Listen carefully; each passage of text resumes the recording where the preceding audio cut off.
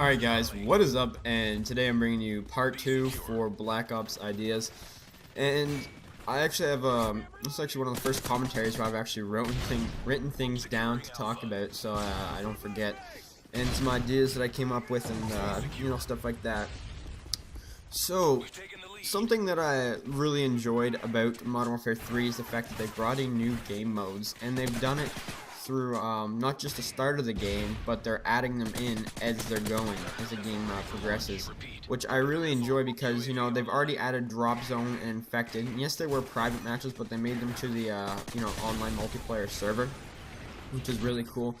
They also added some really good game modes, such as Kill Confirmed, Team Defender, both really good game modes in my opinion, and they're new for this Call of Duty. And I think Black Ops 2 should do something like that, where they they add stuff into some new game modes, to freshen things up, because Kill Confirmed is a very popular game mode and it went over really well with the community.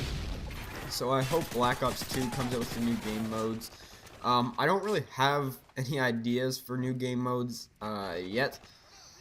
I haven't really gotten into that yet to think of what game modes or what would actually be a cool game mode itself, but I kind of let the creative team for Treyarch think of that, and hopefully it goes over well. Another thing that I wanted to add into that is that the DLC, Elite is not really the greatest DLC provider. I kind of like the old way better, where the maps would be out all like at the end of every couple months, and you just go down there, get your 20 bucks on PlayStation or Xbox, and you buy the new maps. I kind of like that way a bit better.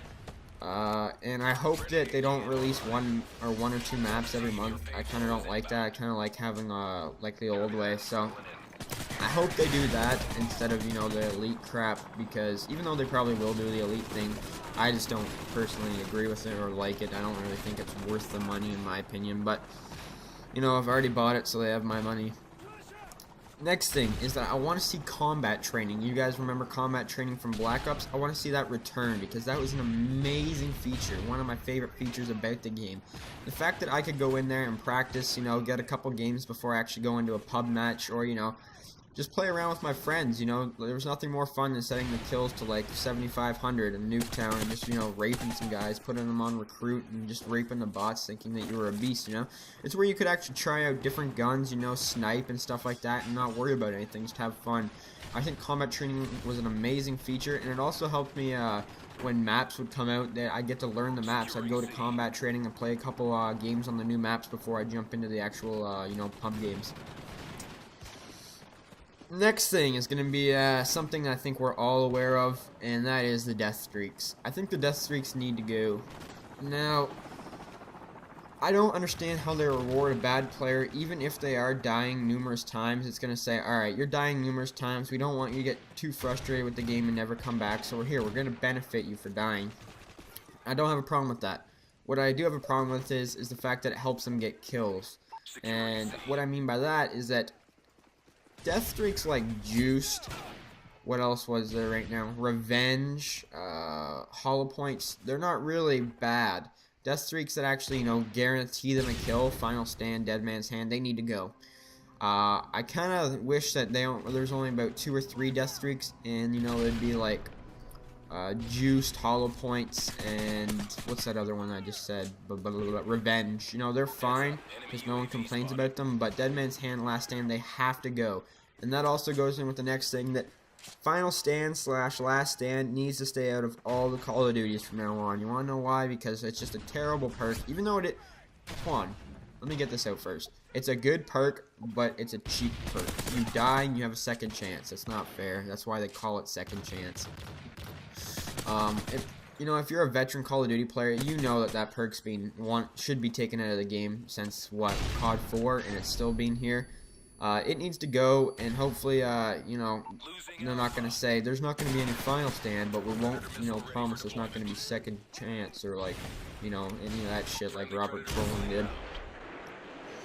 did. Something else that I think is going to be pretty important in the next game, which I think Black Ops did a fairly good job on, except for maybe the FAMAS and maybe the G11, is weapon balance. And I think Treyarch's always had one dominant gun or two dominant guns within all the Call of Duties. and then, you know, the rest of the guns are extremely balanced for the most part. Modern Warfare 3 is pretty balanced. You could argue the Type 95, but I hope, you know, they keep up to par with the Modern Warfare 3's weapon balance. You know, maybe the FMG9s are a bit OP, but, you know, every Call of Duty has it. I guarantee you can't name a single Call of Duty that doesn't have at least one OP gun.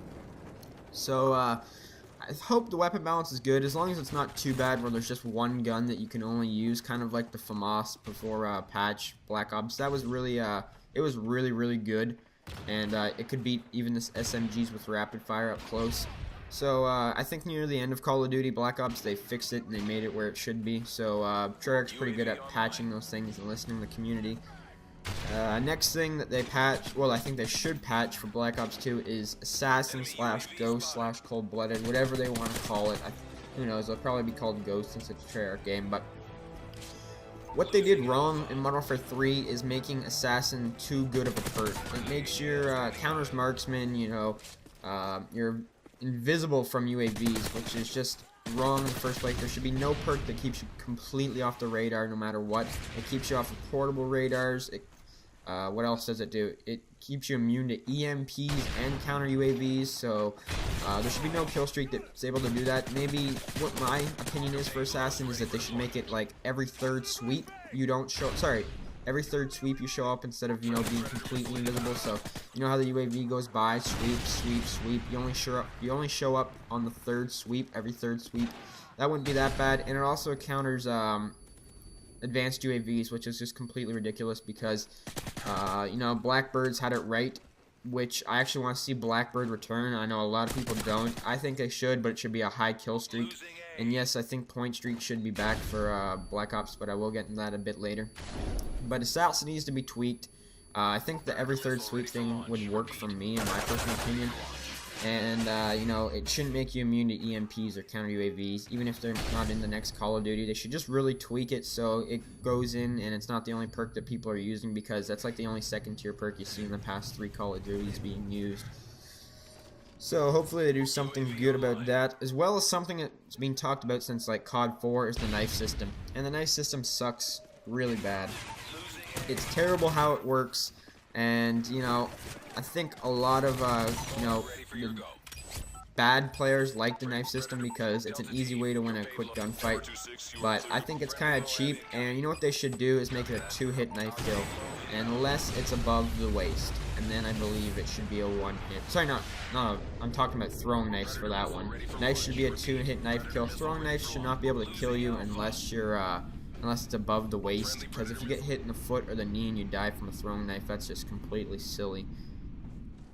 This is the end for my second video. I'll probably do one more video, and the third one discuss the final stuff that I wanted to talk about for my ideas for MW3. But anyways, guys, thank you for watching. Please rate the video and leave some feedback. Peace.